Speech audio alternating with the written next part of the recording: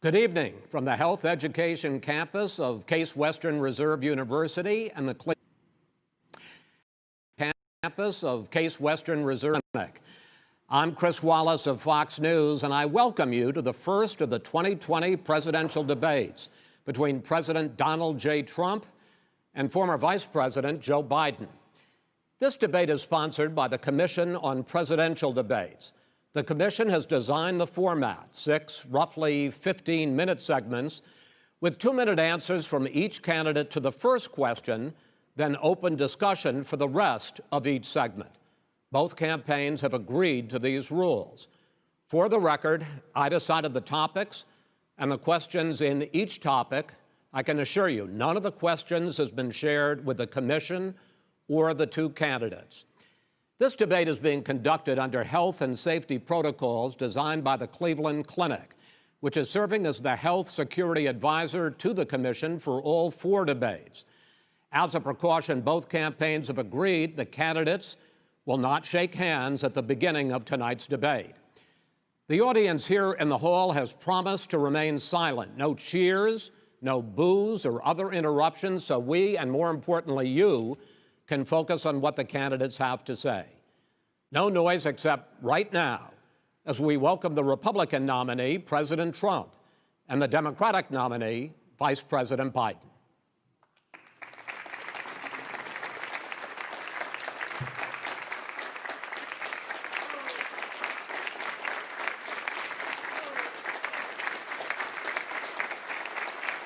How you doing, man? How are you?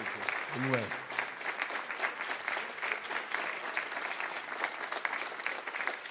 Gentlemen, a lot of people have been waiting for this night, so let's get going. Our first subject is the Supreme Court. President Trump, you nominated Amy Coney Barrett over the weekend to succeed the late Ruth Bader Ginsburg on the court. You say the Constitution is clear about your obligation and the Senate's to consider a nominee to the court. Vice President Biden, you say that this is an effort by the president and Republicans to jam through an appointment and what you call an abuse of power. My first question to both of you tonight: why are you right in the argument you make and your opponent wrong? And where do you think a Justice Barrett would take the court? President Trump, in this first segment, you go first, 2 minutes. Thank you very much, Chris. I will tell you very simply, we won the election. Elections have consequences.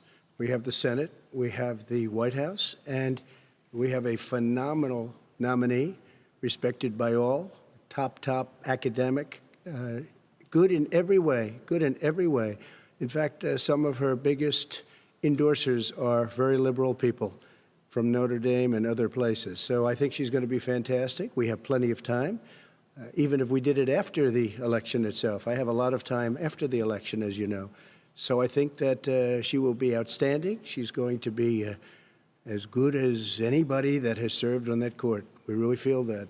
We have a professor at Notre Dame, highly respected by all, said she's the single greatest student he's ever had. He's been a professor for a long time at a great school. And we won the election, and therefore we have the right to choose her. And very few people knowingly would say otherwise. And by the way, the Democrats, they wouldn't even think about not doing it. If they had, the only difference is they'd try and do it faster. There's no way they would give it up. They had Merrick Garland, but the problem is they didn't have the election, so they were stopped.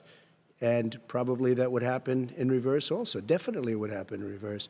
So we won the election, and we have the right to do it, Chris. President Trump, thank you. Same question to you, Vice President Biden. You have 2 minutes.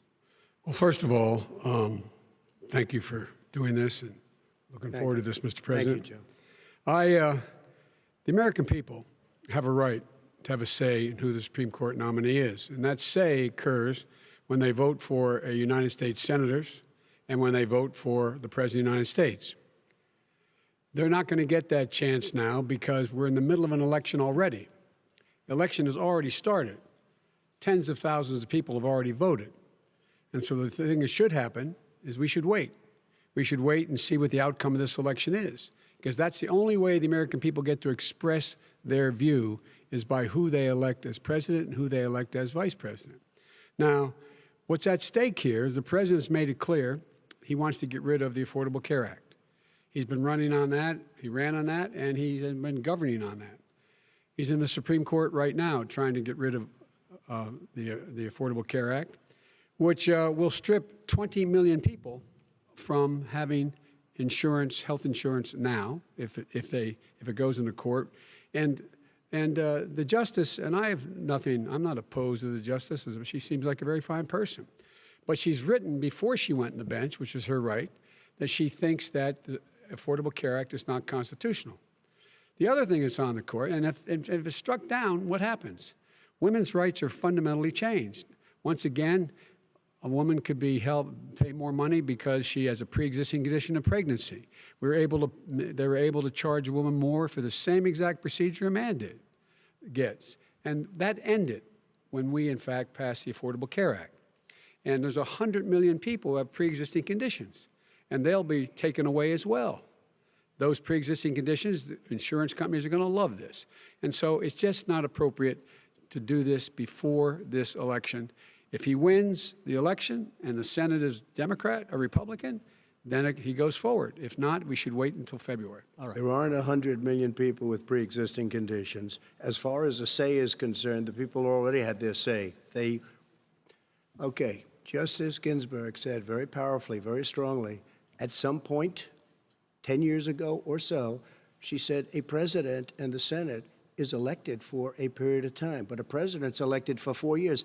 We're not elected for 3 years. I'm not elected for 3 years.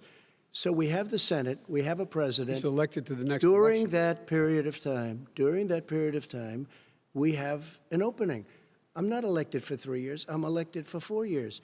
And the election's 100 already million started. people, Joe, the 100 million people is totally wrong. I don't know where you got that number. The bigger problem that you have is that you're going to extinguish 180 million people with their private health care that they're very That's happy simply with. not true. Well, you're certainly going to socialist. You're going to socialist medicine. We're now into, gentlemen, we're now into open discussion. Open discussion. Open discussion. Yes, I agree. Go ahead, Vice President. Number White. one, he knows that what I proposed. What I proposed is that we expand Obamacare and we increase it. We do not wipe any. And one of the big debates we had with 23 of my colleagues trying to win the nomination that I won were saying that Biden wanted to allow people to have private insurance still. They can. They do. They will under my proposal. It's not what you've said, But and it's not what that your is- party has said. that is simply Your party a lie. doesn't say it. Your That party is wants to simple. go socialist My medicine party is and me. socialist Right healthcare. now, I am and the they're going to Democratic dominate Party. you, Joe. You know that. I am the Democratic Party right now. The platform of the Not according Democratic to Party Harris. is what I, in fact, approved of. What I approved of. Now, here's the deal. The deal is that it's going to wipe out pre-existing conditions. And by the way, the 200,000 people that have died on his watch, how many of those have survived? Well, there's 7 million people that contracted COVID.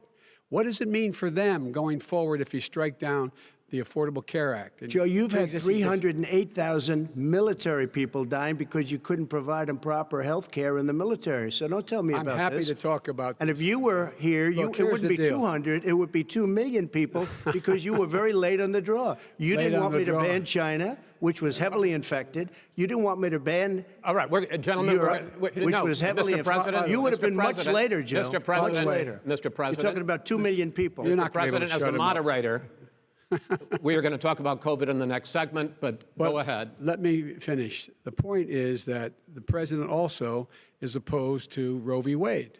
That's on the ballot as well in the court. And so that's also at stake right now. And so the election is already You don't know it's begun. on the ballot. Why is it on the ballot? Because Why is you it on the said ballot? It's not you're- on the ballot. It's on the ballot in the I court. don't think so. In the court. Well, There's nothing happening there. Donald, would you And you just be don't quiet know for a her minute? view on Roe v. Wade. You I don't don't know her know. view. Well, all right. Let's talk. We got a lot to unpack here, gentlemen. We got a lot of time. So on health care, and then we'll come back to Roe v. Wade. All right. Mr. President, the Supreme Court will hear a case a week after the election in which the Trump administration, along with 18 state attorneys general, are seeking to overturn That's right. Obamacare, to end Obamacare. You have spent the last... Because they want to give good health care. If I may ask my question, sir. Good health care. Over the last 4 years, you have promised to repeal and replace Obamacare, but you have never in these 4 years come up with a plan, a comprehensive plan Yes, to I have. replace Obamacare. Of course I have. Well, I'll I give got you rid an of the opportunity. individual When I finish, mandate. I'm going to give you an Excuse opportunity. me. I got rid of the individual mandate, which was a That is big not a chunk of comprehensive Obama. That plan. is absolutely a big thing. That was the worst I part of didn't ask Obamacare. Sir. Chris, You're that was the debating him, worst not part me. of Obama. Let me ask my Well, question. I'll ask Joe. The individual no, mandate was the most unpopular Mr. Vice Pre- aspect of Mr. Obamacare. I President, got rid of it. I'd like you and we to, will protect Mr. people President, with I'm the pre-existing moderator of this conditions. debate, and I would like you to let me ask my question, and then you can answer your ahead. question. You, in the course of these 4 years, have never come up with a comprehensive plan to replace Obamacare, and just this last Thursday, you signed a largely symbolic executive order to protect people with pre-existing conditions 5 days before this debate. So my question, sir, is what is the Trump health care plan? Fine. Well, first of all, I guess I'm debating you, not him, but that's okay. I'm not surprised. Let me just tell you something, that there's nothing symbolic. I'm cutting drug prices. I'm going with favored nations, which no president has the courage to do because you're going against Big Pharma. Drug prices will be coming down 80 or 90%. You could have done it during your 47-year period in government, but you didn't do it. Nobody's done it. So we're cutting health care. What about All of the pre-existing things that conditions? we've done, He has not cut insulin. I health give care. you an example. Insulin. It was destroying families, destroying people. The cost. I'm getting it for so cheap. It's like water, you want to know the truth. So cheap. Take a look at all of the drugs what we're doing, prescription drug prices. We're going to allow our governors now to go to other countries to buy drugs because When in they fact- pay just a tiny fraction. As I say, of this what is we do. open discussion. No, Let but me this ask is you about, big, this this is is happy, big stuff. Sir, you'll be happy. I'm about to pick up on one of your points to ask the Vice President, which is he points out that you would like to add a public option to Obamacare, and Yes. the argument that he makes and other Republicans make is that that is going to end private insurance. It is and not. will, if I sorry. can ask you the question, it will Not what end your party says, by the way. it will end private insurance and create a government takeover of health care. It does not. It's only for those people who are so poor they qualify for Medicaid. They can get that free in most states, except governors who want to deny people who are poor Medicaid. Anyone who qualifies for Medicare would, Medicaid would automatically be enrolled in the public option. The vast majority of the American people would still not be in that option, number one. Joe, you Number agreed two. with Bernie Sanders, who's I far did- left, on the manifesto, when we you- call it. when And that manifest- gives you socialized medicine. Look, hey, Are you I'm saying not you going didn't to listen agree? to him. The fact of the matter is, I beat Bernie Sanders. Not by much. I beat him a whole hell of a lot. I'm Not here. by I'm here much. standing facing you, old buddy. Pocahontas would have left Well, 2 days I tell early. you, You would have lost every primary. All he knows how to on do Super is hurt. Tuesday. You got Look, very lucky. here's the deal. I got very lucky. I'm going to get very lucky tonight as well. And tonight I'm going to With make what? sure because With what? here's the deal. Here's the deal. The fact is that everything he's saying so far is simply a lie. I'm not here to call out his lies. Everybody knows he's a liar. But you I just agreed. want to Hey, make Joe, sure. you're the liar. I want to make sure. Graduated last in your class, not first in your class. I want to make Mr. sure. President, can you let him finish, sir? No, he doesn't know how to do that. He has, You'd be surprised. You pick You'd be surprised. the Go ahead, wrong Joe. guy, Talk, the wrong talk, Joe, night at go. the wrong time. Listen, you agreed with Here's the Bernie deal. Sanders to the The manifesto. whole idea. Let Now you're him- disavowing it. There Go ahead. is no manifesto, number Please one. let him speak, Mr. Number President. two. You just lost the left. Number two. You just lost the left. You agreed with Bernie Sanders on a plan Folks, that's absolutely folks, agreed do you have to, any and under that idea plan, what you have this clown's socialized, doing? They call it Mr. Medicare. Do you have any President. do? Socialized medicine. Mr. Well, I President, tell you what, he is not for any help for people needing health care because Bernie? because he in fact already has cost 10 million people their health care that they had from their employers because of his recession. Number one. Number two, yeah. there are 20 million people getting health care through Obamacare now that he wants to take it away. He won't ever look you in the eye and say that's what he wants to do. Take it away. No, I want to give Number them better three. health care at a much lower price But- because and by the way, Obamacare he doesn't is know no how. good. He doesn't know how I've to do already that. fixed it. He has never I've offered already a fixed plan. it to an extent. He has never Obamacare, done a as you single might thing. know, but probably don't. Gentlemen, gentlemen, you is realize no if you're good, both Joe. speaking at the It's no same good, time, and it's too expensive. let the president go ahead, sir. Obamacare is no good. We made it better. And I had a choice to make very early on. We took away the individual mandate. We guarantee pre-existing conditions, but took away the individual true. mandate. Listen, this is the way it is. And that destroyed That they shouldn't even call it Obamacare. Then I had a choice to make. Do I let my people run it really well or badly? If I run it badly, they'll probably blame him, but they'll blame me. But more importantly, I want to help people, okay? I said, you got to run it so well. That's what he's and I known just for. had a meeting with them. They said, the problem is no matter how well you run Obamacare, it's a disaster. It's too expensive, I got you. premiums I are got too it. high, and That's it what his doesn't work. people- that's what his people we said. do want to No, get no, rid of it. it's an Chris, we open want to get rid of it. I and understand give it, sir, something but I have that's to, I cheaper have to and give better. you roughly equal time. Good. Please let the vice president talk. Good. He has no plan for health care. Of course we do. Please. He sends out wishful thinking. He has executive orders that have no power. He hasn't lowered drug costs for anybody. He's been promising a health care plan since he got elected. He has none, like almost everything else he talks about. He does not have a plan. He doesn't have a plan. And the fact is, this man doesn't know what he's talking about. All right. He's I have one final question for you, Sure. Mr. Vice President. If Senate Republicans, we were talking originally about the Supreme Court here, if Senate Republicans go ahead and confirm Justice Barrett, there has been talk about ending the filibuster or even packing the court, adding to the 9 justices there. You call this a distraction by the president, but in fact, it wasn't brought up by the president. It was brought up by some of your Democratic colleagues in the Congress. So my question to you is, you have refused in the past to talk about it. Are you willing to tell the American people tonight whether or not you will support either ending the filibuster or packing the court? Whatever position I take on that, that'll become the issue. The issue is the American people should speak. You should go out and vote. You're in voting now. Vote and let your senators know how you gonna strongly pack you the feel. court? Vote now. gonna pack the Make court? sure you, in fact, let people know He doesn't wanna you're a answer the senator. question. I'm not going to answer the question Why because wouldn't you answer that because question? the question you want to put a lot is of the new question Supreme Court is justice, the radical question- left. Will you shut up, man? Listen, who is on your list, Joe? This Who's is on your so- list? All right, gentlemen, I think This we've is ended so this. He's going to pack the unprecedented. court. That We is have so- I'm not going to give a list. We have ended this segment. We're going to move on to the second segment. That was really a productive segment, wasn't it? Keep yapping, man. The people understand, Joe. They sure do. 47 years you've done nothing. They understand. All right. The second subject is COVID-19, which is an awfully serious subject, so let's try to be serious about it. We have had more than 7 million cases of coronavirus in the United States, and more than 200,000 people have died. Even after we produce a vaccine, experts say that it could be months or even years before we come back to anything approaching normal. My question for both of you is, based on what you have said and done so far and what you have said you would do starting in 2021, why should the American people trust you more than your opponent to deal with this public health crisis going forward? In this case, the question goes to you first, sir. 2 minutes uninterrupted. Good luck. 200,000 dead. As you said, over 7 million infected in the United States. We, in fact, have 4% of the world's population, 20% of the deaths. 40,000 people a day are contracting COVID. In addition to that, about between 750 and 1,000 people a day are dying.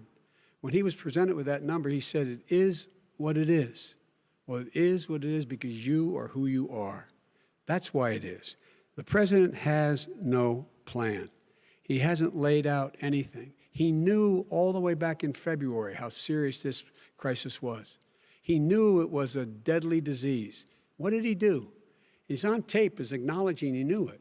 He said he didn't tell us or give people a warning of it because he didn't want to panic the American people. You don't panic. He panicked. In addition to that, what did he do? He went in and we were insisting that the people we had on the ground in China should be able to go to Wuhan and determine for themselves how dangerous this was. He did not even ask Xi to do that. He told us what a great job Xi was doing. He said we owe him a debt of gratitude for being so transparent with us. And what did he do then? He then did nothing. He waited and waited and waited. He still doesn't have a plan. I laid out Sir, back it's in just 2 March minutes. exactly it's so what we wrong. should be doing. And I laid out again in July what we should be doing. We should be providing all the protective gear possible. We should be providing the money the House has passed in order to be able to go out and get people the help they need to keep their businesses open schools that cost a lot of money. You should get out of your bunker and get out of the sand trap and get in your golf course and go in the Oval Office and bring together the Democrats and Republicans and fund what needs to be done now to save lives. So if we would have listened to you. You have 2 minutes, sir. If we would have listened to you, the country would have been left wide open. Millions of people would have died, not 200,000, and one person is too much. It's China's fault. It should have never happened. They stopped it from going in, but it was China's fault. And by the way, when you talk about numbers, you don't know how many people died in China. You don't know how many people died in Russia. You don't know how many people died in India. They don't exactly give you a straight count, just so you understand. But if you look at what we've done, I closed it, and you said he's xenophobic. He's a racist, and he's xenophobic because you didn't think I should have closed our country. Wait a minute. It says 2 minutes. You didn't think we should have closed our country because you thought it was terrible. You wouldn't have closed it for another 2 months.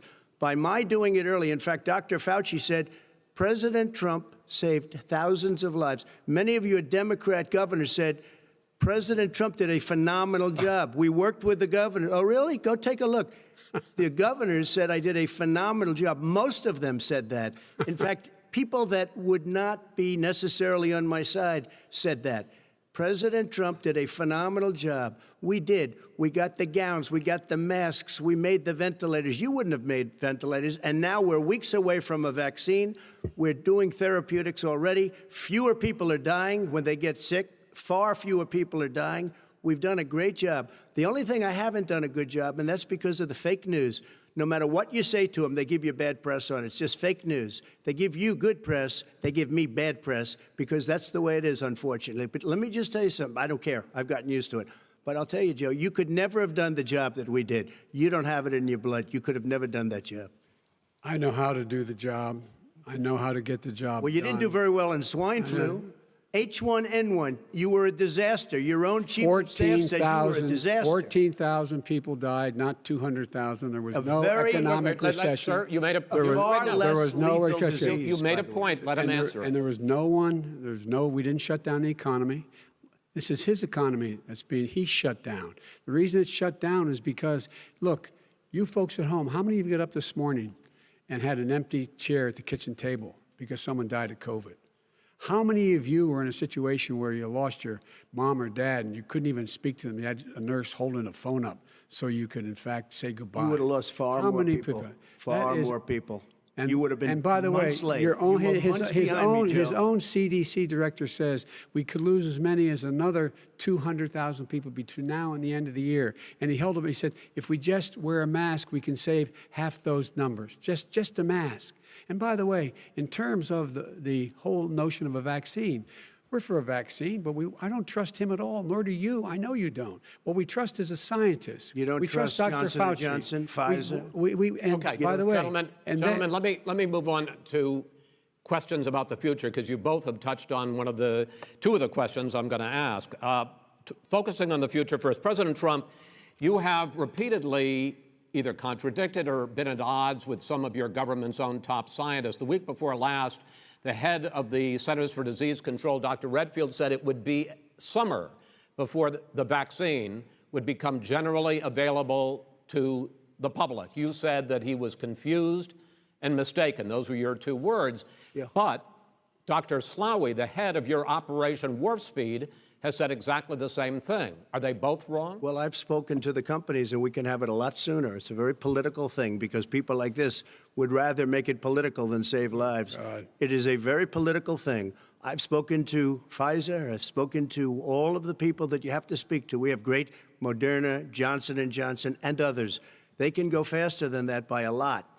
Become very political because the left, or I don't know if I call them left, I don't know what I call them. So you're suggesting that the head of your Operation Warp Speed, Dr. Slaoui... I disagree with him. Yeah, no, I disagree with both of them. And he didn't say that. He said it could be there, but it could also be much sooner. I had him in my office 2 days ago. He talked about the summer, sir, before it's generally available, just like He Dr. said it's a Redfield. possibility that we'll have the answer before November 1st. It could also I'm be talking after about when it's that. generally available, not when it Well, will we're be. going to deliver it right away. We have the military all set up. Logistically, they're all set up.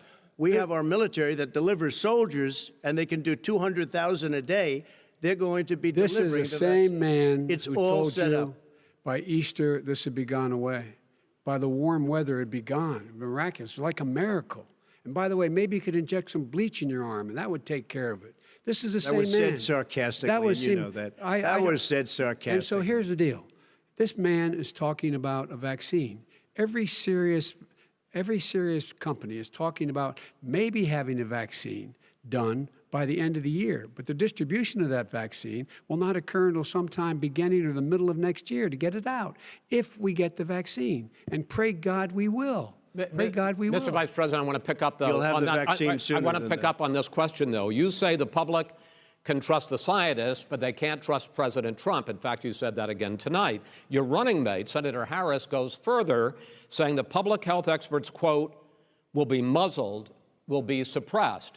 Given the fact that polls already show that people are concerned about the vaccine and are reluctant to take it, are you and your running mate, Senator Harris, contributing to that fear? No more than the question you just asked him. You pointed out.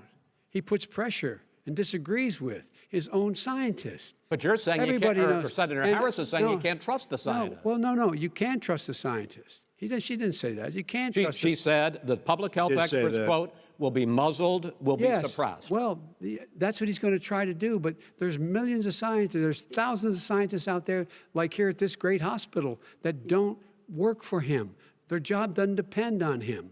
That's not, they're the people, and by the way. I spoke to the scientists that are in charge. By the way. They will have the vaccine very soon. Let him finish. Do you believe for a moment what he's telling you in light of all the lies he's told you about the whole issue relating to COVID? He still hasn't even acknowledged that he knew this was happening, knew how dangerous it was going to be back in February, and he didn't even tell you. He's on record as saying it. He panicked or he just looked at the stock market, one of the two, because guess what? A lot of people died, and a lot more are going to die unless he gets a lot smarter, a lot quicker. Mr. President? Did you use the word smart? So you said you went to Delaware State, but you forgot the name of your college. You didn't go to Delaware State. You graduated either the lowest or almost the lowest in your class. Don't ever use the word smart with me. Don't ever use that word. Oh, give me a break. Because you know what? There's nothing smart about you, Joe. 47 years you've done nothing. Let's have this debate. And if We'll you see would have who's had, let me just tell you something, Joe. No, if you would have had the charge of what I was put through, I had to close the greatest economy in the history of our country. And by the way, now it's being built again. See, and We're it's going to going get up to the fast. economy in the next segment, sir. Okay. It's going up fast. I look Okay. forward to talking When about it comes to how the virus has been handled so far, the two of you have taken very different approaches, and this is going to affect how the virus is handled going forward by whichever of you ends up becoming the next president. I want to quickly go through several of those. Reopenings. Vice President Biden, you have been much more reluctant than President Trump about reopening the economy and schools. Why, sir? Because he doesn't have a plan. If I were running, I know what the plan is. You've got to provide these businesses the ability to have the money to be able to reopen with the PPE as well as with the sanitation they need. You have to provide that them to Nancy plastic. Pelosi. Well, he's just shush for a minute. Tell it to Nancy Pelosi and Schumer. By the Brian way, Chuck. Nancy Pelosi and Schumer, they have a plan. He won't even meet with them. The Republicans won't meet with him in the Okay. Senate. Let- And he sits on his golf course. And, well, I mean, literally, think about it. You probably play think more than about I it. do, Joe. What about this question of reopenings and the fact? Well, he wants to shut down this country, and I want to keep it open. And we You did ju- a great he just thing by admitted shutting he it shut down. it down. Wait a minute, Let Joe. him Let me finish, shut sir. you down for a second, Joe, just for 1 second. He wants to shut down the country. We just went through it. We had to because we didn't know anything about the disease. Now we found that elderly people with heart problems and diabetes and different problems are very, very vulnerable. We learned a lot. Young children aren't. Even younger people aren't. We've learned a lot. But he wants to shut it down.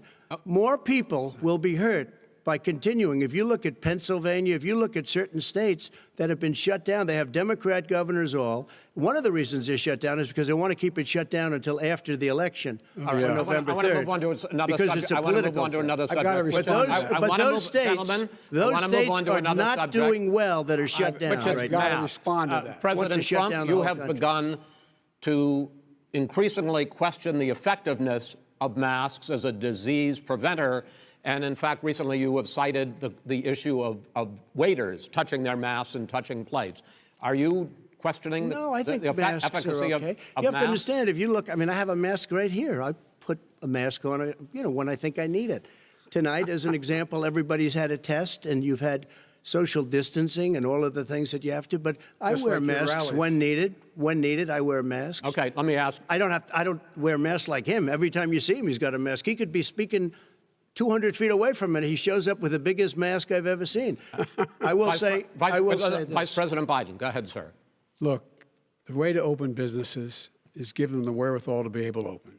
We provided money. The Congress. But I was asking you, sir, about masks. Well, masks make a big difference. His own head of the CDC said if we just wore masks between now, everybody wore masks in social distance between now and January, we'd probably save up to 100,000 lives. It matters. And they've also It said the matters. opposite. They've also said no, the opposite. No serious person said the opposite. They've no also said, well, look serious at I wanna Dr. ask you- Fauci. Dr. Fauci said the He opposite. did not I say want to the ask you, we He got a said little very bit more than a strongly, minute left in this masks segment. are not good. Then he changed his mind. He said masks are good. I I'm wanna okay ask- with masks. I I'm want to not ask you fighting both masks. about one last subject, because your different approaches has even affected the way that you have campaigned. President Trump, you're holding large rallies with crowds packed together, thousands of people. Outside. Outside, yes, sir, agreed. Vice President Biden, you are holding much smaller events with Because nobody will show up. people with. Well, it's true. Nobody shows up to his rallies. All right. In any case, why you holding the big rallies? Why you not? You go first, sir.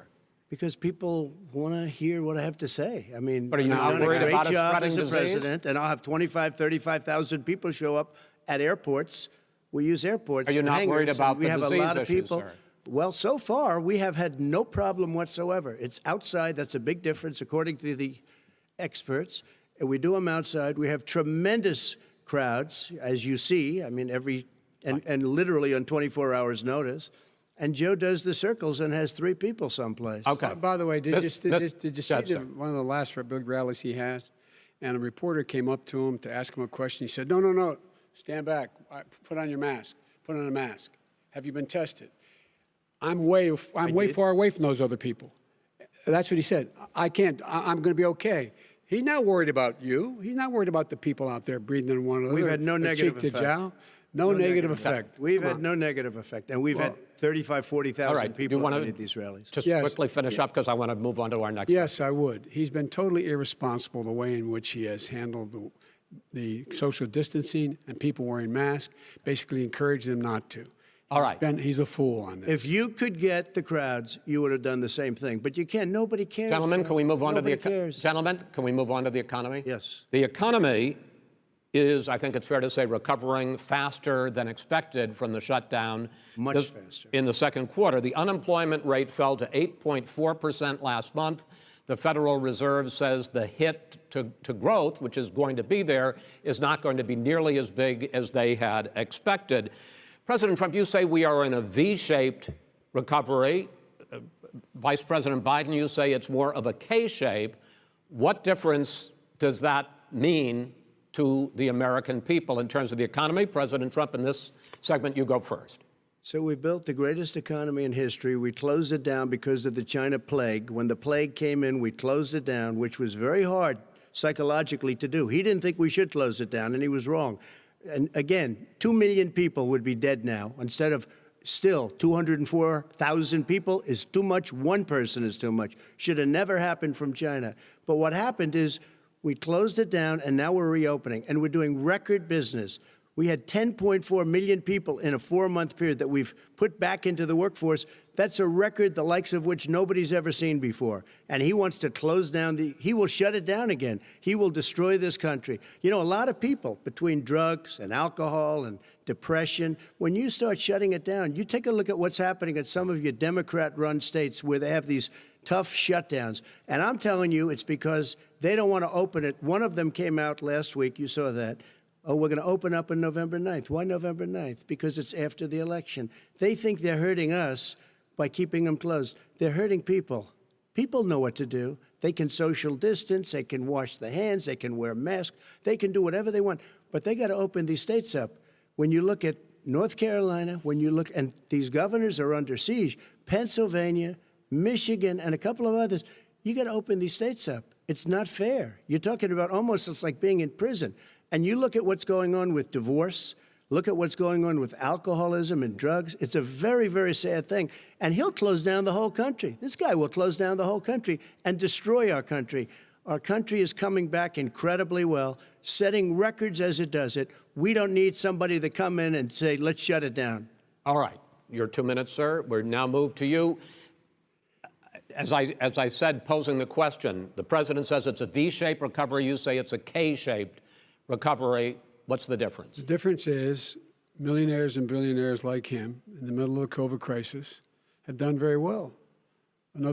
Billionaires have made another $300 billion because of his profligate tax proposal, and he only focused on the market. But you folks at home, you folks living in Scranton and Claymont and all the small towns and working class towns in America, how well are you doing? This guy paid a total of $750 in taxes. Sir, wait, no, sir, it's It's his the wrong Yeah, I statement. understand. You've agreed to the 2 minutes, so please let him have it. Do I get my time back?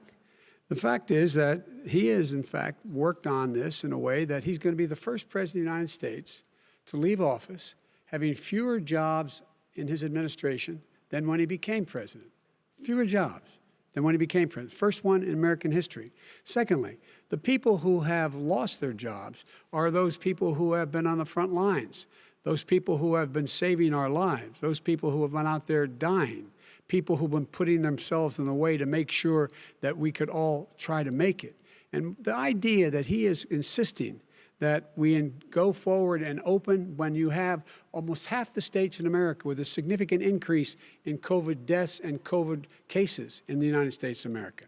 And he wants to open it up more. Why does he want to open it up? Why doesn't he take care of the American? You can't fix the economy until you fix the COVID crisis. And he has no intention of doing anything about making it better for you all at home in terms of your health and your safety. Schools, why aren't schools open? Because it costs a lot of money to open them safely. You know, they were going to give, his administration was going to give the teachers and school students masks. And then they decided, no, couldn't do that because it's not a national emergency. Not a national emergency. They've done nothing to help small businesses. Nothing. They're closing. 1 in 6 is now gone. He ought to get on the job and take care of the needs of the American people so we can open safely. All right. Your time is up, sir. We are going to get to... I have to respond to that. Well, you both had 2 minutes, sir. Excuse me, he made a statement. So did you. People want their schools, people want their schools open. They don't want to be shut down. They don't want their state shut down. They want their restaurants. I look at New York. It's so sad what's happening in New York. It's almost like a ghost town, and I'm not sure it can ever recover what they've done in New York. People want their places open. They want to get back to their lives. People They'll want be to be careful, safe. but they want their schools open. Okay. People want I'm to the be one that safe. brought back football. By the way, I brought back Big Ten football. It was me, and I'm very happy to do it. And All right, people of let's- Ohio are very proud of me. And you know We're how going I to get found back. out? When he took Gentlemen, a phony we're going to ad. get to your economic plans going forward in a moment. But first, Mr. President, as you well know, there's a new report that in 2016, the year you were elected president, and 2017, your first year as president, that you paid $750 a year in federal income tax each of those years. I know that you pay a lot of other taxes, but I'm asking you the specific question. Is it true that you paid $750 in federal income taxes each of those 2 years? I paid millions of dollars in taxes, millions of dollars of income tax. And let me just tell you, there was a story in one of the papers. Show us your tax I paid returns. $38 million 1 year. I paid $27 million Show us your tax 1 year. returns. I went. You'll see it as soon as it's finished. You'll see it. You know, if you want to go to the Board of Elections. There's a 118-page or so report that says everything I have, every bank I have, I'm totally under-leveraged because the assets are extremely good, and I built Sir, a great I'm asking company. you a specific question, which is... But let me tell you- I understand all of that. Release your I tax understand return. all of that. But let me- No, Mr. President. Go ahead. I'm asking you a question. Will you tell us how much you paid in federal income taxes in 2016 and 2017? Millions of dollars. You paid millions of dollars? Millions of dollars. So yes. not 750? Millions of dollars, and you'll get to see it. I- And you'll get to see When? it. But let In me just Shala? tell you, Chris, let me just tell you something, that it was the tax laws. I don't want to pay tax. Before I came here, I was a private developer. I was a private business people. Like every other private person, unless they're stupid, they go through the laws, and that's what it is. He passed a tax bill that gave us all these privileges for depreciation and for tax credits. We build a building and we get tax credits, like the hotel on Pennsylvania Avenue. You get a massive, which, by the way, was given to me by the Obama administration, if you can believe that. Now, the man got fired right after that happened. But Vice President Biden, you want to respond? Yeah, I do want to respond. Look, the tax code that made him, put him in a position that he pays less tax than a school teacher makes on the money a school teacher makes is because of him he says he's smart because he can take advantage of the tax code. And he does take advantage of the tax code. That's why I'm going to eliminate the Trump tax cuts. And I'm going to eliminate those tax cuts and make sure that we invest in the people who, in fact, need the help. People out there need help. But why didn't you do it over the last 25 years? Because you weren't president. Because you weren't president screwing things up. You were a senator. And You're by the way, worst you were president America has ever had. Hey, Come Joe, on. let me just tell you, Joe, I've done more in 47 months. I've done more than you've done in 47 years, Joe. We've done things that you never even thought of doing, including fixing the broken military that you gave me, including taking care of your vets. Mr. President, we're talking about the economy. I'd like to ask you about your plans going forward because, Mr. Vice President, your economic plan, if you were to be elected president, focuses a lot on big government, big taxes, big spending. I want to focus first on the taxes. You propose more than $4 trillion over a decade in new taxes on individuals making more than $400,000 a year and on corporations.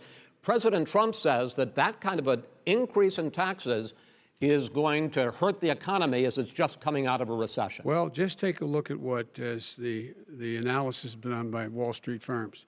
Points out that my economic plan would create 7 million more jobs than his in 4 years, number one. And number two, it would create an additional $1 trillion in economic growth because it would be about buying American. That we're going to make, the federal government spends $600 billion a year on everything from ships to steel to buildings and the like. And under my proposal, we're going to make sure that every penny of that has to be made by a company. But respectfully, sir, I'm talking about taxes, not spending. By the way, I'm going to eliminate a significant number of the tax. I'm going to make the corporate tax 28%. It shouldn't be 21%. You have 91 companies, in the Fortune 500 who don't pay a single penny in tax, making billions of dollars. Why didn't you do it before when you were vice president with Obama? Because you, in fact, passed that. That was your tax proposal. I got it done. And you know what happened? Yeah, you got it done. Our economy boomed like it's never boomed the economy is busted. Mr. President, let me pick up on that. You would continue your free market approach, lower taxes, more deregulation, correct? Not lower taxes for American people. Excuse me. But in Obama's, you talk about the economy booming, it turns out that in Obama's final 3 years as president, more jobs were created, 1.5 million more jobs than in the first 3 years of your presidency. They had the slowest recovery economic recovery since 1929. It was the slowest recovery. Also, they took over something that was down here. All you had to do is turn on the lights and you pick up a lot. But they had the slowest economic recovery since 1929. Let me tell you about the stock market. When the stock market goes up, that means jobs. It also means 401ks.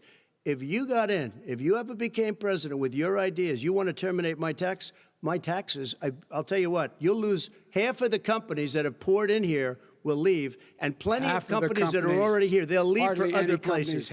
They will leave, and you will have a depression, the likes of which you've never seen. Look, we inherited the worst recession short of a depression in American history. I was asked to bring it back. We were able to have an economic recovery that created the jobs you're talking about. We handed him a booming economy. He blew it. It wasn't booming. Blew it. He blew it. It wasn't booming. It was the weakest recovery since 1929. Is it fair to say he blew it when fact, there was record low unemployment before COVID? Yeah, but because what he did, even before COVID, manufacturing went in the hole.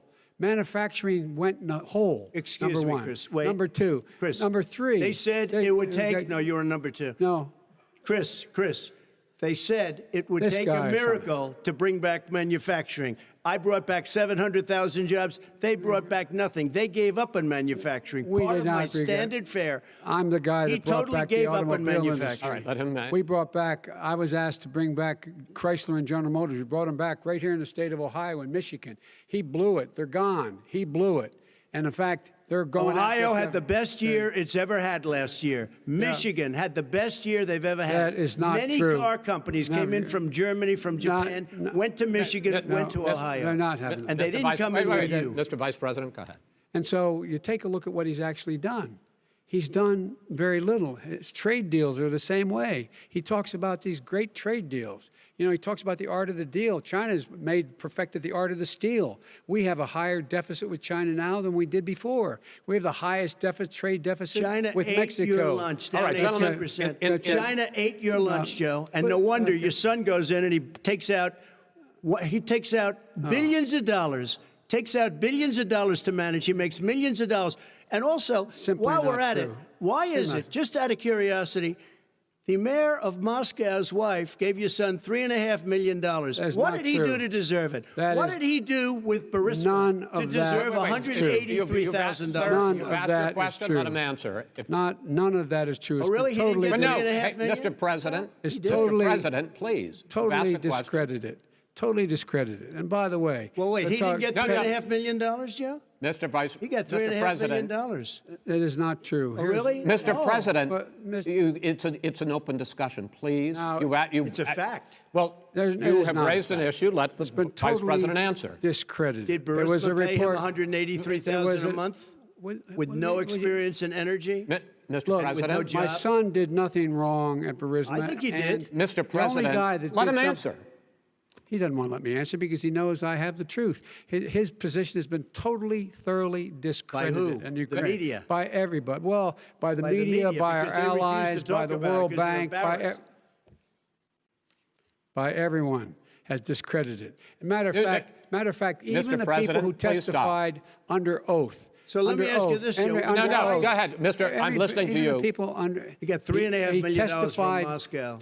He testified under oath in his administration, said, I did my job and I did it very well. Oh, I really? did it I'd like to honorably. know who they are. Well, I'll give you the list I'll of the fire people who them. testified. No, go ahead, sir. Sure, you've already fired most of them because they did a Some good because job. some people don't do well, a good here's job. the- With you, Go they ahead. say- You get here's the wait a deal. minute. You get the final word, Mr. Well, it's hard to get any word in with this clown. Excuse me, this Hey, this let me just person. tell you, No. I'm Mr. President. I'm $3.5 Mr. million, President. Joe. That is simply Why did he not true. deserve $3.5 million It from did- Moscow? Look, here's the deal.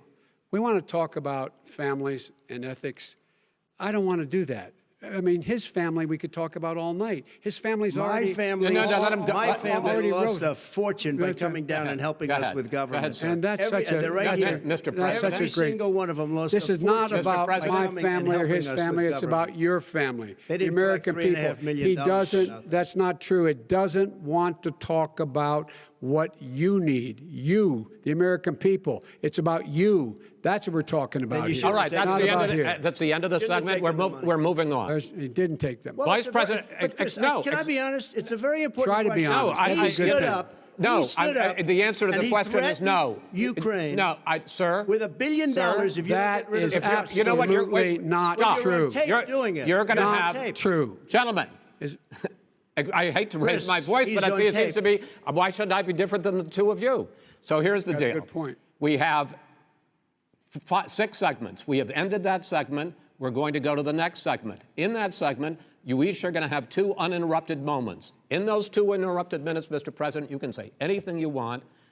I'm going to ask a question about race, but if you want to answer about something else, go ahead. But I think that the country would be better served if we allowed both people to speak with fewer interruptions. I'm appealing to you, sir, to do that. Well, and him too.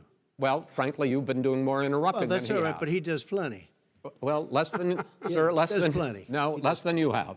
Let's please continue on. The issue of race. Vice President Biden, you say that President Trump's response to the violence in Charlottesville 3 years ago, when he talked about very fine people on both sides, was what directly led you to launch this run for president. Oh, yeah, sure. President Trump, you have often said that you believe you have done more for Black Americans than any president, with the possible exception of Abraham Lincoln. My question for the two of you is, why should voters trust you rather than your opponent to deal with the race issues facing this country over the next 4 years? Vice President Biden, you go first. It's about equity and equality. It's about decency. It's about the Constitution. And we have never walked away from trying to require equity for everyone, equality for the whole of America. But we've never accomplished it. But we've never walked away from it like he has done. It is true. The reason I got in the race is when those people, close your eyes, remember what those people look like coming out of the fields carrying torches, their veins bulging, just spewing anti-Semitic bile, and accompanied by the Ku Klux Klan. A young woman got killed. And they asked the president what he thought. He said there were very fine people on both sides. No president has ever said anything like that. It is who's Now, who second, sir. second point I'd make to you is that when Floyd was killed, when Mr. Floyd was killed, there was a peaceful protest in front of the White House. What did he do? He came out of his bunker, had the military use tear gas on him so he could walk across to a church and hold up a Bible. And then what happened after that? The bishop of that very church said that it was a disgrace. The general who was with him said all he ever wants to do is divide people, not unite people at all. This is a president who has used everything as a dog whistle to try to generate racist hatred, racist division. This is a man who, in fact, you talk about helping African Americans. 1 in 1,000 African Americans has been killed because of the coronavirus. And if he doesn't do something quickly, by the end of the year, 1 in 500 will have been killed. 1 in 500 African Americans. This man is the savior of African Americans. This man cares at all. This man's done virtually nothing. Look, the fact is that you have to look at what he talks about. You have to look at what he did. And what he did has been disastrous for the African American community.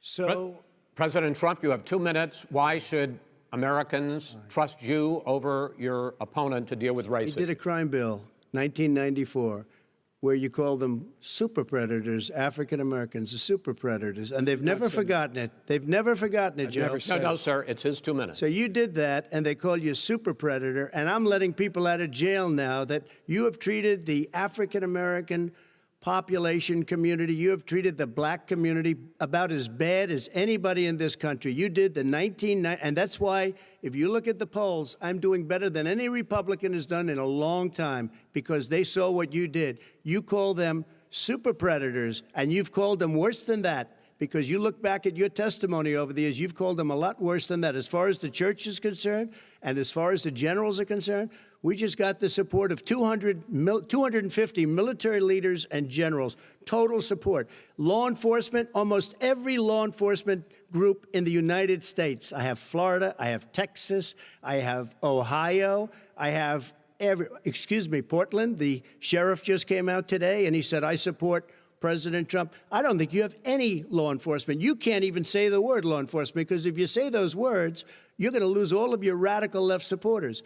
And why aren't you saying those words, Joe? Why don't you say the words law enforcement? Because you know what? If they called us in Portland, we would put out that fire in a half an hour, but they won't do it because they're run by radical left Democrats. If you look at Chicago, if you look at any place you want to look, Seattle, they heard we were coming in the following day, and they put up their hands, and we got back Seattle. Minneapolis, we got it back, Joe, because we believe in law and order, but you don't.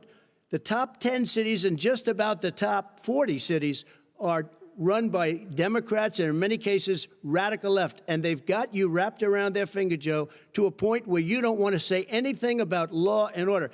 And I'll tell you what, the people of this country want and demand law and order, and you're afraid to even say it. All right. I want to return to the question of race. Vice President Biden, after the grand jury in the Breonna Taylor case decided not to charge any of the police with homicide, you said it raises the question, quote, whether justice could be equally applied in America. Do you believe that there is a separate but unequal system of justice for blacks in this country? Yes, there is. There's systemic injustice in this country, in education and work and in law enforcement and the way in which it's enforced. But look, the vast majority of police officers are good, decent, honorable men and women. They risk their lives every day to take care of us. But there are some bad apples. And when they occur, when they find them, they have to be sorted out. They have to be held accountable. They have to be held accountable. And what I'm going to do as President of the United States is call together an entire group of people at the White House, well, everything from the civil rights groups to the police officers, to the police chiefs, and we're going to work this out. We're going to work this out so we change the way in which we have more transparency in when these things happen. These cops aren't happy to see what happened to George Floyd. These cops aren't happy to see what happened to Breonna Taylor. Most don't like it. But we have to have a system where people are held accountable. And by the way, violence in response is never appropriate. Never appropriate.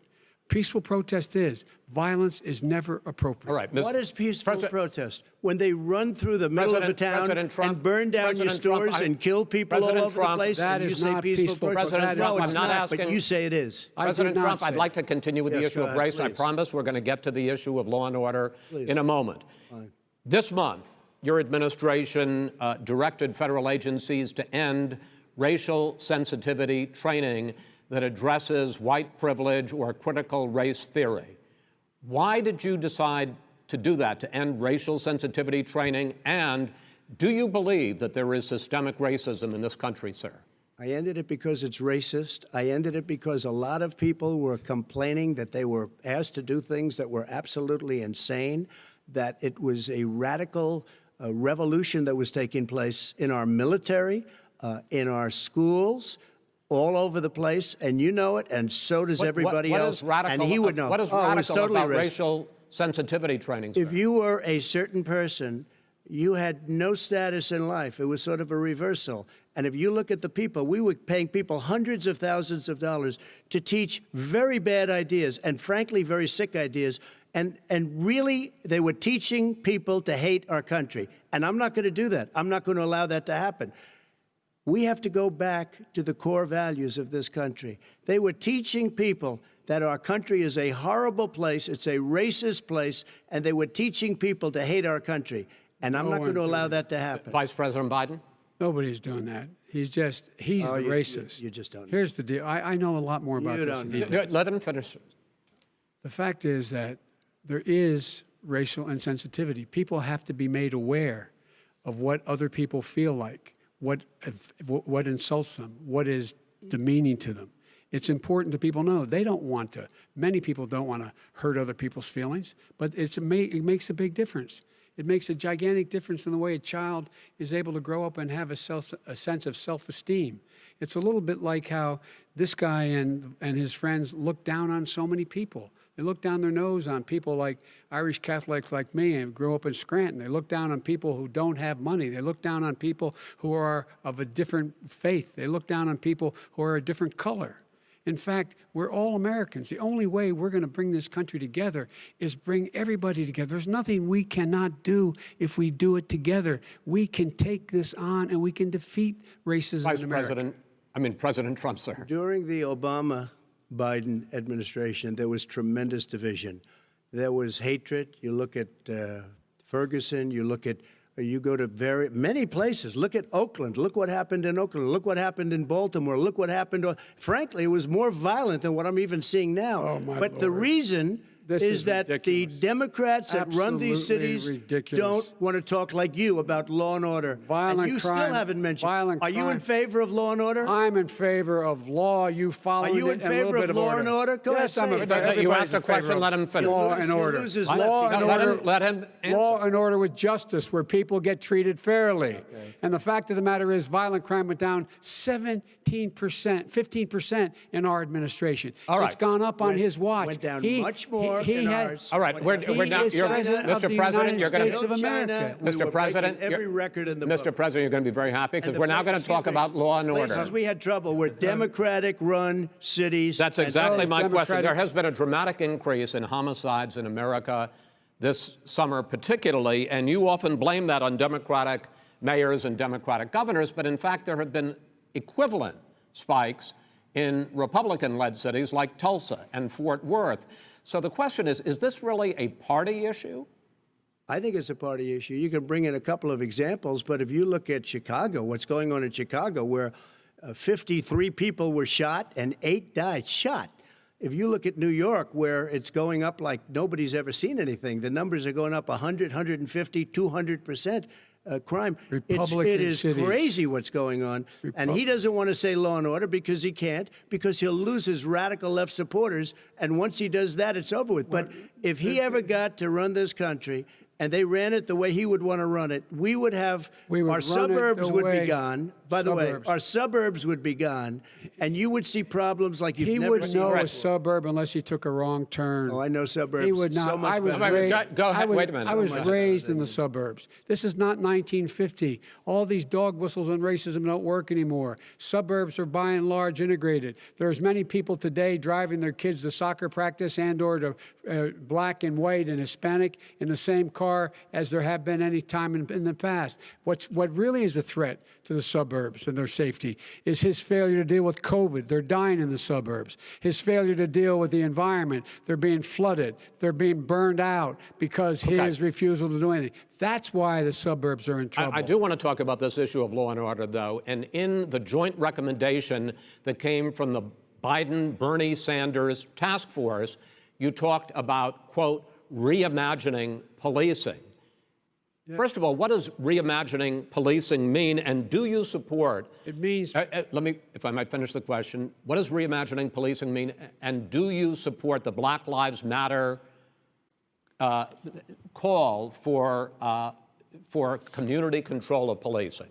Look, what I support is the police having the opportunity to deal with the problems they face. And I'm totally opposed to defunding the police offices. As a matter of fact, local police, the only one defunding it, his budget calls for a $400 million cut in local law enforcement assistance. They need more assistance. They need, when they show up for a 9/11 call, to have someone with them as a psychologist or psychiatrist to keep them from having to use force and be able to talk people down. We have to have community policing like we had before, where the officers get to know the people in the communities. That's when crime went down. It didn't go up, it went down. And so we have to be engaged. That's not what they're talking about, Chris. That's not what they're talking about. He's talking about defunding the police. That is not true. He doesn't have any law support. Look, he has no law enforcement that's not support. true. Almost that's nothing. Look. Oh, really? Who do you have? Name one group that supports you. Name one group that came out and supported you. Go ahead. Think. We have time. We don't have time to do anything. No, think about it. Name one law enforcement group that came out and supported you. Gentlemen, I think I'm going to take back the moderator's role, and I want to get to another subject, which is the issue of protests in many cities that have turned violent. In Portland, Oregon, especially, we had more than 100 straight days of protests, which I think you would agree. You talk about peaceful protests. Many of those turned into riots. Mr. Vice President, you say that people who commit crimes should be held accountable. The question I have, though, is, as the Democratic nominee, and earlier tonight you said that you are the Democratic Party right now, have you ever called the Democratic mayor of Portland or the Democratic governor of Oregon and said, hey, you got to stop this, bring in the National Guard, do whatever it takes, but you stop the days and months of violence in Portland? I don't hold public office now. I am a former vice president. I've made it clear in my public statements that the violence should be prosecuted. It should be prosecuted, and anyone who commits it. But you've never called for the people, the leader. Excuse me, sir. You had never called for the leaders in Portland and in Oregon to bring in the National Guard and knock off 100 days of riots. They can, in fact, take care of it if he just stay out of the way. Look here. Oh, really? Really? Here's the thing. I sent in the U.S. Marshals to get the killer of the young man in the middle of the street. They shot him, and for 3 days, President Trump, Portland wouldn't do anything. I had to send in the U.S. Marshals. They took care of business. Go ahead, sir. And by the way, his own former spokesperson said, riots and chaos and violence help his cause. That's what this is all about. I don't know who said that. I do. Who? I think Kellyanne Conway. I don't think she said that. She said that. And so here's the all right. But here's the point. Go ahead, the point is that That's what he is, keeps trying to rile everything up. He doesn't want to calm things down. Instead of going in and talking to people and saying, let's get everybody together, figure out how to deal with this. What's he do? He just pours gasoline in the fire constantly, and every single solitary time. And to end this, button up this segment, I'm going to give you a minute to answer, sir. You have repeatedly criticized. Wait, I have to answer his statement. No, you have His repeatedly. statement. Wait, you have just one no, second. you've been talking You back made and a forth. statement. I'm asking you. I would love to end it. Sir. I would love to end it, and You we know, if would you want to very- switch seats, We would very quickly. We could do that, but I'd send in the National Guard, it would be over. There'd be no problem. Okay, But they good. don't want to accept the National Guard. You have repeatedly criticized the vice president for not specifically calling out Antifa and other left-wing That's right. extremist groups. But are you willing tonight to condemn white supremacists and militia groups and to say that they need to stand down and not add to the violence in a number of these cities, as we saw in Kenosha and as we've seen in Portland? Sure, are you I'm willing prepared to do that, specifically but do it? Well, I go would ahead, say, sir. I would say almost everything I see is from the left wing, not from the right wing. what are you- If what are you saying? I'm willing to do anything. I want to see Well, peace. then do it, sir. Say it. Do it. Say it. Do you want to call him? What do you want to call him? Give me a name. Give me a White name. Go ahead. supremacists and Who would white you like me to supremacists. condemn? White Proud Boys. supremacists and right-wing Proud militia. Boys, stand back and stand by. But I'll tell you what. Somebody's got to do something about Antifa and the left, because this is not a right-wing problem. His This own is a left-wing. FBI director This said is a the threat left-wing of Go ahead, problem. white Go ahead, sir. supremacists. Antifa's an idea, not an organization. Oh, you gotta be not kidding. militia. That's what Oh, really? his It's an idea. FBI, Okay. FBI director Gentlemen, said. Well, we're then gonna- you know what? No, He's no, wrong. we're done, sir. We're Everybody- moving on to the next. everybody We're gives moving. you When a bat advice hits you in your over the head, that's administration. not an idea. Everybody in Antifa your is bad. administration tells you the truth has a bad idea. Can I tell you what? You have no ideas that are. Antifa is a dangerous, All right, radical gentlemen, group. we're now moving on to the Trump And and you ought to be Biden careful with records. them. They'll overthrow you. When in a 2 president, seconds. I'm going to ask a question. When the president seeks a second term, it is generally a referendum on his record. But Vice President Biden, you like to quote one of your dad's sayings, which is, don't compare me to the almighty, compare me to the alternative. And in this case, sir, you are the alternative. Looking at both of your records, I'm going to ask each of you, why should voters elect you president over your opponent? In this segment, President Trump, you go first, 2 minutes. Because there has never been an administration or president who has done more than I've done in a period of 3.5 years. And that's despite the impeachment hoax. And you saw what happened today with Hillary Clinton, where it was a whole big con job. But despite going through all of these things, where I had to fight both flanks and behind me and above, there has never been an administration that's done what I've done. The greatest, before COVID came in, the greatest economy in history, lowest unemployment numbers. Everything was good. Everything was going. And by the way, there was unity going to happen. People were calling me for the first time in years. They were calling and they were saying, it's time maybe. And then what happened? We got hit, but now we're building it back up again. A rebuilding of the military, including Space Force and all of the other things.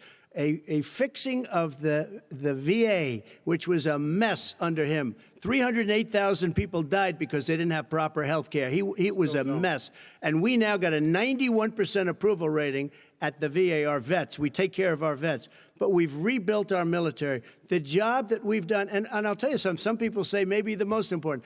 By the end of the first term, I'll have approximately 300 federal judges and Court of Appeals judges, 300, and hopefully 3 great Supreme Court justices. That is a record, the likes of which very few people, and you know one of the reasons I'll have so many judges? Because President Obama and him left me 128 judges to fill. When you leave office, you don't leave any judges. That's like, you just don't do that. They left 128 openings, and if I were a member of his party, because they have a little different philosophy, I'd say if you left us 128 openings, you can't be a good president, you can't be a good vice president. But I want to thank you because it gives us almost, it'll probably be above that number by the end of this term. Time, sir. 300 judges, it's a record. Looking at both your records, why should voters elect you president as opposed to President Trump? this You have 2 president- minutes uninterrupted. Under this president, we become weaker, sicker, poorer, more divided, and more violent. When I was vice president, we inherited a recession. I was asked to fix it. I did. We left him a booming economy, and he caused the recession. With regard to being weaker, the fact is that I've gone head-to-head with Putin and made it clear to him we're not going to take any of his stuff. He's Putin's puppy. He still refuses to even say anything to Putin about the bounty on the heads of American soldiers. Your son got And- $3.5 million. And by the way, my son... Wait a minute. Mr. President, your campaign agreed to both sides would get 2-minute answers uninterrupted. Well, your side agreed to it, and why don't you observe what your campaign agreed to as a ground rule, okay, sir? He never keeps his word. Can you add No, back no, He's I'm a not person asking. that's That not was a yelling. rhetorical That's question. all. Can you Go add ahead, back sir. 30 seconds? Yeah, Because- yes, okay. you may have. All right. Go ahead. So, thirdly, we're poor. The billionaires have gotten much more wealthy by a tune of over $300 to $400 billion more just since COVID. You in the home, you got less. You're in more trouble than you were before. In terms of being more violent, when we were in office, there were 15% less violence in America than there is today. He's president of the United States. It's on his watch. And with regard to more divided, the nation can't stay divided. We can't be this way. And speaking of my son, the way you talk about the military, the way you talk about them being losers and being and just being suckers. My son was in Iraq. He spent a year there. He got the Bronze Star. He got the Conspicuous Service Medal. He was not a loser. He was a patriot, and the people left behind there were heroes. Really? And I resent. Are you talking like about hell. Hunter? Are you talking about I'm Hunter? talking about my son, Bo Biden. You're talking about. I don't know, Bo. I know Hunter. Yeah, you Hunter know got Bo. Hunter got thrown out of the military. He was thrown out, dishonorably discharged. That's not true. He for wasn't dishonorably cocaine use. And he didn't have a job until you became vice president. And once you None became of that vice is president, true. he made a fortune in Ukraine, in China, in Moscow, That is simply and various not other places. true. He My made a son, fortune. my son, And he didn't have a job. My son, like a lot of people we know at home, had a drug problem. He's overtaken it. He's fixed it. He's worked on it, and I'm proud of him. But why I'm was he proud of given my tens son. of millions All of right. But he dollars? wasn't given All right. tens of He millions was of dollars. given That tens is of totally, millions of that's dollars. been totally President Trump, discredited. we've already been through. Totally discredited. We've already been through this. I think the American people would rather hear about more substantial So do I. subjects. Well, you know, as the moderator, sir, I'm going to make a I know, but when judgment call somebody here. gets $3.5 million Okay, right. from the Let's talk mayor about- of Moscow, let's talk That is about- not I think true. it's a terrible That thing. report is totally Why did he get it? discredited. I Mitt think, Romney on that committee said it wasn't worth taxpayers' money, that report. It was written for political reasons. you know, I'd like to talk about climate change. So would I. Okay.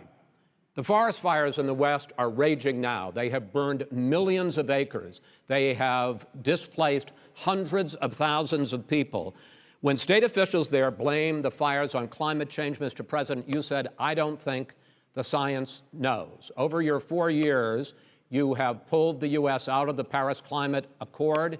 You have rolled back a number of Obama environmental records.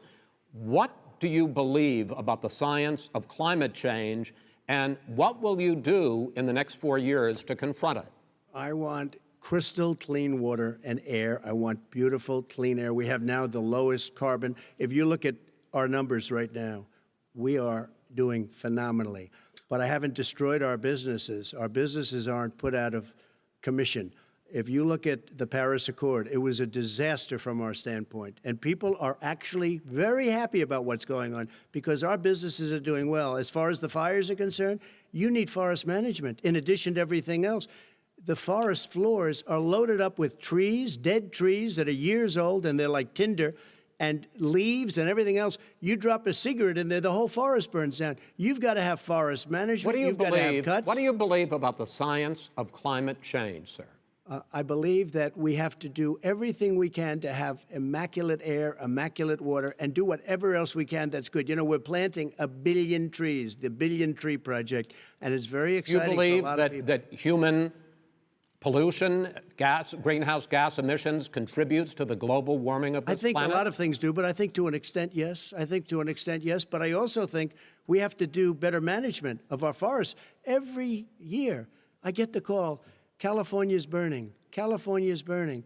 If that was cleaned, if that were if you had forest management, good forest management, you wouldn't be getting those calls. You know, in Europe, they have forest cities. They're called forest cities. They maintain their forests. They manage their forests.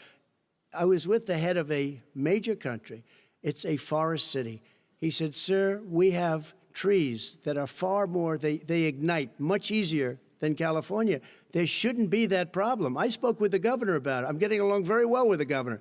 But I said, you know, at some point, you can't every year have hundreds of thousands of acres of land just burned to the ground. But, sir, that's burning down because of a lack of But, management. sir, if you believe in the science of climate change, why have you rolled back the Obama Clean Power Plan, which limited carbon emissions in power plants? Why have you relaxed? Because it was driving energy prices through the sky. Why have you relaxed fuel economy standards that are going to create more pollution from cars Well, and not trucks? really, because what's happening is the car is much less expensive and it's a much safer car, and you're talking about a tiny difference. And then what would happen, because of the cost of the car, you would have at least double and triple the number of cars purchased. We have the old slugs out there that are 10, 12 years old.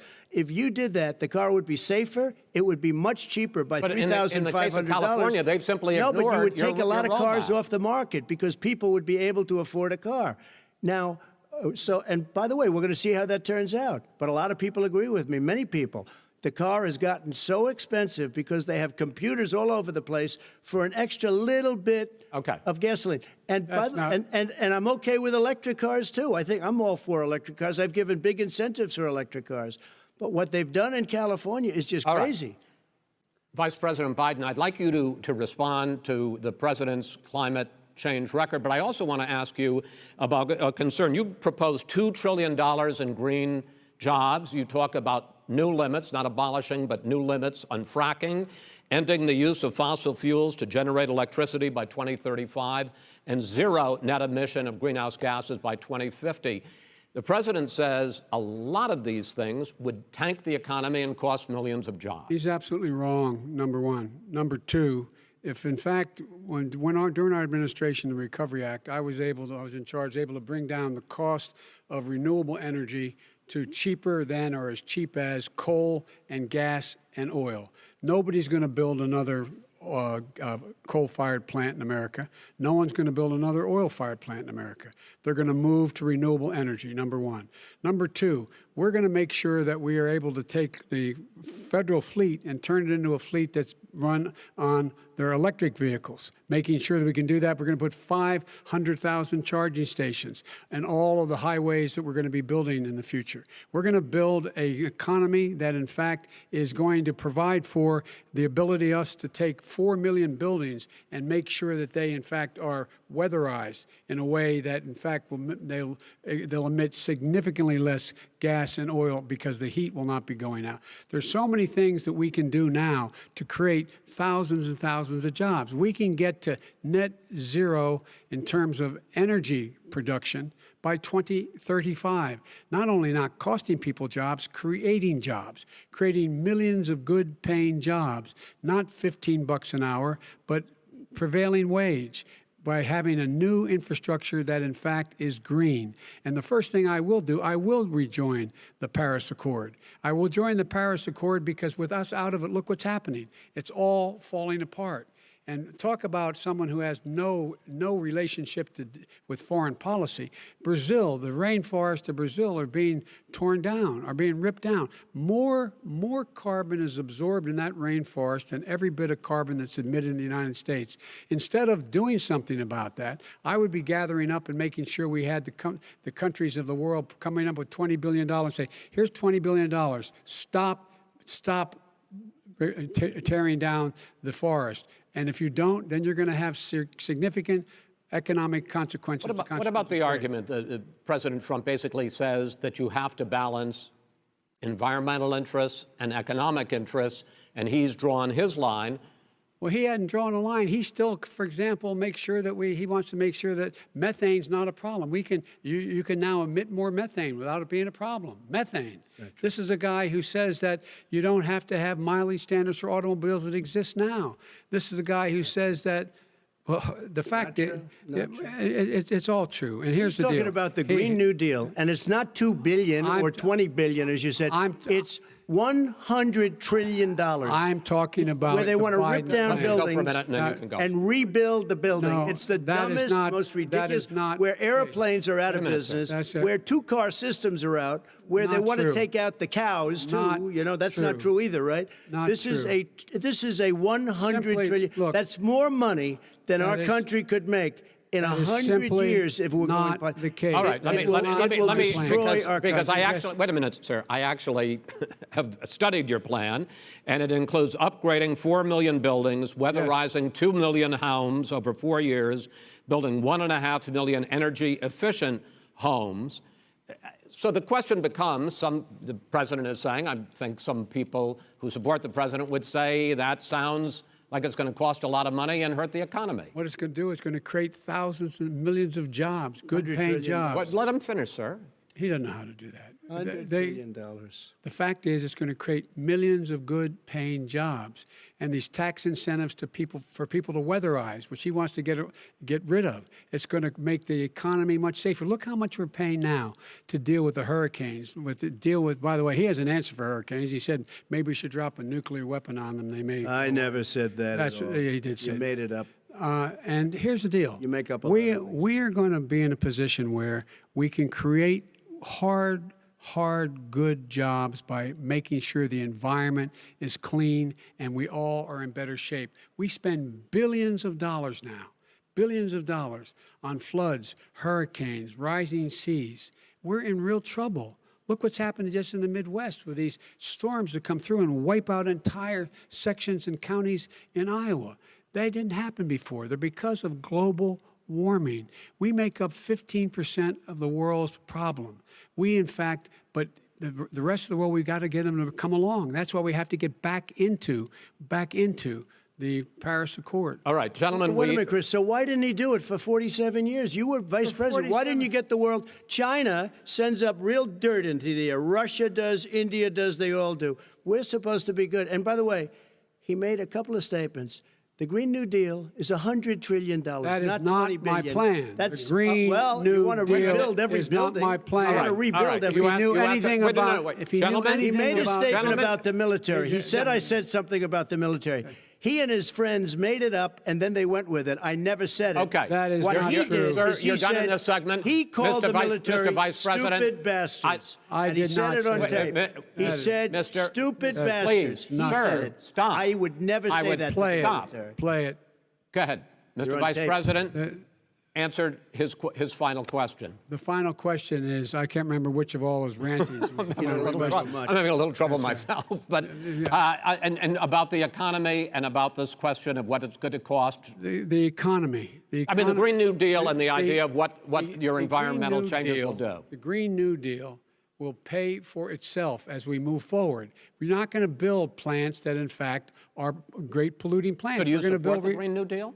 Pardon me? Do you support the No, I don't support the Green Oh, New Deal. you don't? Oh, well, that's a You big let- statement. I That support means you the just Biden- lost the radical left. I Done. support Oh, you the don't? Biden plan that I put forward. Okay. The Biden plan, which is different than what he calls the radical Green New Deal. All right, gentlemen, final segment, election integrity. As we meet tonight, millions of Americans are receiving mail-in ballots or going to vote early. How confident should we be that this will be a fair election, and what are you prepared to do over the next 5+ weeks, because it'll not only be to Election Day, but also counting some ballots, mail-in ballots after Election Day. What are you prepared to do to reassure the American people that the next president will be the legitimate winner of this election? In this final segment, Mr. Vice President, you go first. Prepared to let people vote. They should go to iwillvote.com, decide how they're going to vote, when they're going to vote, and what means by which they're going to vote. His own Homeland Security Director, and as well as the FBI Director, says there is no evidence at all that mail-in ballots are a source of being manipulated and cheating. They said that. The fact is that there are going to be millions of people because of COVID that are going to be voting by mail-in ballots, like he does, by the way. He sits behind the Resolute desk and sends his ballot to Florida, number one. Number two, we're going to make sure that those people who want to vote in person are able to vote because enough poll watchers are there to make sure they can socially distance. The polls are open on time, and the polls stay open until the votes are counted. And this is all about trying to dissuade people from voting because he's trying to scare people into thinking that it's not going to be legitimate. Show up and vote. You will determine the outcome of this election. Vote, vote, vote. If you're able to vote early in your state, vote early. If you're able to vote in person, vote in person. Vote whatever way is the best way for you, because he cannot stop you from being able to determine the outcome of this election. And in terms of whether or not, when the votes are counted, and they're all counted, that will be accepted. If I win, that will be accepted. If I lose, that'll be accepted. But by the way, if in fact he says he's not sure what he's going to accept, well, let me tell you something. It doesn't matter, because if we get the votes, it's going to be all over. He's going to go. He can't stay in power. It won't happen. It won't happen. So vote. Just make sure you understand you have it in your control to determine what this country is going to look like the next 4 years. Is it going to change, or are you going to get 4 more years of these lies? Mr. President, 2 minutes. So when I listened to Joe talking about a transition, there's been no transition from when I won. I won that election. And if you look at crooked Hillary Clinton, if you look at all of the different people, there was no transition, because they came after me trying to do a coup. They came after me spying on my campaign. They started from the day I won, and even before I won, from the day I came down the escalator with our First Lady. They were a disaster. They were a disgrace to our country. And we've caught them. We've caught them all. We've got it all on tape. We've caught them all. And by the way, you gave the idea for the Logan Act against General Flynn. You better take a look at that, because we caught you in a sense. And President Obama was sitting in the office. He knew about it too. So don't tell me about a free transition. As far as the ballots are concerned, it's a disaster. A solicited ballot, okay, solicited is okay. You're soliciting, you're asking, they send it back, you send it back. I did that. If you have an unsolicited, they're sending millions of ballots all over the country. There's fraud. They found them in creeks. They found some with the name Trump, just happened to have the name Trump just the other day in a waste paper basket. They're being sent all over the place. They sent 2 in a Democrat area. They sent out 1,000 ballots. Everybody got 2 ballots. This is going to be a fraud like you've never seen. The other thing, it's nice on November 3rd, you're watching and you see who won the election. And I think we're going to do well, because people are really happy with the job we've done. But you know what? We won't know. We might not know for months, because these ballots are going to be all over. Take a look at what happened in Manhattan. Take a look at what happened in New Jersey. Take a look at what happened in Virginia and other places. They're not losing 2%, 1%, which, by the way, is too much. An election could be won or lost with that. They're losing 30 and 40%. It's a fraud, and it's a shame. And can you imagine where they say you have to have your ballot in by November 10th? November 10th. That means that's 7 days after the election, in theory, should have been announced. Okay. We have major states with that. Sir, all run by Democrats. 2 minutes is 2 minutes. All run by Democrats. It's President a fraud. Trump, It's a rigged election. you're going to be able to continue. You have been charging for months that mail-in balloting is going to be a disaster. You say it's rigged, that it's going to lead to fraud. But in 2018, in the last midterm election, 31 million people voted mail-in voting. That was a quarter, more than a quarter, of all the voters that year cast their ballots by mail. Now that millions of mail-in ballots have gone out, what are you going to do about it? And are you counting on the Supreme Court, including a Justice Barrett, to settle any dispute? Yeah, I think I'm counting on them to look at the ballots, definitely. I hope we don't need them in terms of the election itself. But for the ballots, I think so. Because what's happening is incredible. I read today, where at least 1% of the ballots for 2016 were invalidated. They take them, we don't like them, we don't like them. But what They are you throw going to them do out about it? left If there and are right. millions of ballots going out What right you now, do what is are you gonna go do? and vote. You do a solicited ballot, and that's I'm not- okay, I know or your you go and complaint. vote. I'm asking you about the fact that millions of people You go have and vote. You go and No, vote, but like what I'm they saying is, what are you like they gonna do used about to the in fact the that old. millions of people? You either do, Chris, a solicited ballot where you're sending it in, they're sending it back, and you're sending. They have mailmen with lots of it. Did you see what's going on? Take a look at West Virginia, mailmen selling the ballots. They're being sold. They're being dumped in rivers. This is a horrible thing for our country. There is no. This is not. There is no. This is evidence not of going that. to end well. There is Okay. no This evidence is of that. not going Vice to President end Biden- well. 5 states fact, have had go ahead, mail-in sir. ballots for the last decade or more. 5, including 2 Republican states. And you don't have to solicit the ballot. It's sent to you. It's sent to your home. What we're saying is, they're saying is that it has to be a postmark by the time, by Election Day. If it doesn't get in till the 7th, 8th, 9th, it still should be counted.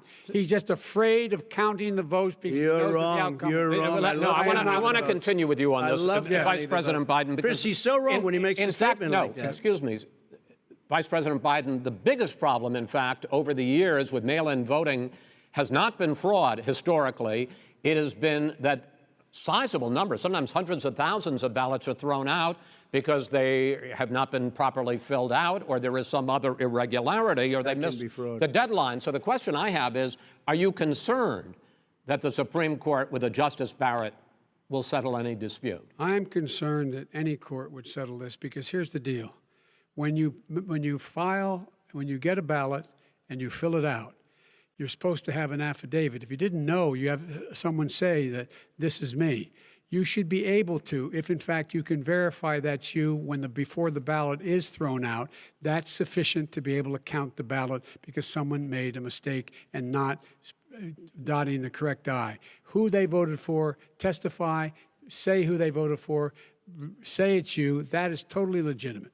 All right. Excuse me, Chris, when you I have a final- 80 million ballots Gentlemen, I have a final sent in question. and swamping the system, you know it can't be done. You know it can't. And already All there's right, been so now- fraud. Mail deception. service delivers Wait a minute, gentlemen, in the 185 final million question pieces of is, mail a day. in million 8 ballots. states, we can keep talking. It's in a 8 it's a states, disgrace. election workers are prohibited, currently by law, 8 states, from even beginning to process ballots, even take them out of the envelopes and Yes. flatten them until Election Day. That means that it's likely, because there's going to be a huge increase in mail-in balloting, that we are not going to know on election night who the winner is, that it could be days, it could be weeks. Could be months. Until we find out who the new president is. So first for you, sir, finally for the vice president, I hope neither of you will interrupt the other. Will you urge your supporters to stay calm during this extended period, not to engage in any civil unrest? And will you pledge tonight that you will not declare victory until the election has been independently certified? President Trump, you go first. I'm urging my supporters to go into the polls and watch very carefully, because that's what has to happen. I am urging them to do it. As you know, today there was a big problem. In Philadelphia, they went in to watch. They're called poll watchers, a very safe, very nice thing. They were thrown out. They weren't allowed to watch. You know why? Because bad things happen in Philadelphia, bad things. And I am urging my people. I hope it's going to be a fair election. If it's a fair You're urging election, them what? I am 100% on board. But if I see tens of thousands of ballots being manipulated, I can't go along with that. And I'll tell you what what, does that from mean, a not go common along? sense, Does that mean I'll you're gonna tell you tell what your it means. people to take to the It means street? you have a fraudulent election. You're And what are sending you out gonna do? 80 And million what would you ballots. do about that? They're not equipped to. These people aren't equipped to handle it. Number one. Number two, Okay. they cheat. They cheat. Hey, they found ballots in a waste paper basket 3 days ago, and they all had the name military ballots. They were military. They all had the name Trump on them. Vice President You think Biden, that's good? Vice President Biden, final question for you. Will you urge your supporters to stay calm while the vote is counted, and will you pledge not to declare victory until the election is independently certified? Yes, and here's the deal. We count the ballots, as you pointed out. Some of these ballots in some states can't even be opened until Election Day. And if there's thousands of ballots, it's going to take time to do it. And by the way, our military, they've been voting by ballots since the end of the Civil War, in effect. And that's what's going to happen. Why was it not? Why is it for them somehow not fraudulent? It's the same process. It's honest. No one has established at all that there is fraud related to mail-in ballots, that somehow it's a fraudulent process. It's already been established. Take a but- look at Carolyn Maloney's race. I and asked how- you. You had an opportunity Look to at respond. Carolyn Maloney. Go ahead. They have no idea what Vice President happened. Biden, go ahead. He has no idea what he's talking about. Here's the deal. The fact is, I will accept it, and he will too. You know why? Because once the winner is declared, after all the ballots are counted, all the votes are counted, that'll be the end of it. That'll be the end of it. And if it's me, in fact, fine. If it's not me, I'll support the outcome. And I'll be a president not just for the Democrats. I'll be a president for Democrats and Republicans. And this guy, I want to if see in an fact, honest Okay. ballot count. Gentlemen, you say that's the end of Chris, it? This is the I end wanna of this see an debate? honest ballot count. We're And I going to think leave he it does there. too. To be continued as in more debates as we go on. President Trump, Vice President Biden, it's been an interesting hour and a half. I want to thank you both for participating in the first of 3 debates that you have agreed to engage in. We want to thank Case Western Reserve University and the Cleveland Clinic for hosting this event. The next debate, sponsored by the Commission on Presidential Debates, will be 1 week from tomorrow, October 7th, at the University of Utah in Salt Lake City. The 2 vice presidential nominees, Vice President Mike Pence and Senator Kamala Harris, will debate at 9 p.m. Eastern that night. We hope you watch. Until then, thank you and good night.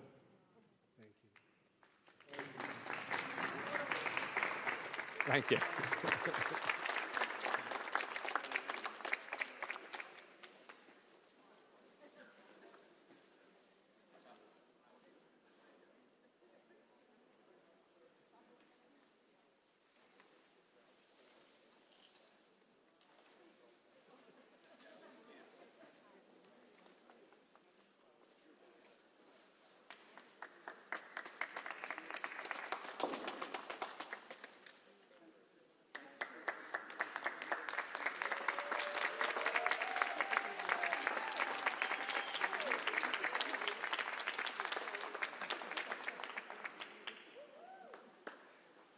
Trump, the greatest president of all time. We love you, Trump.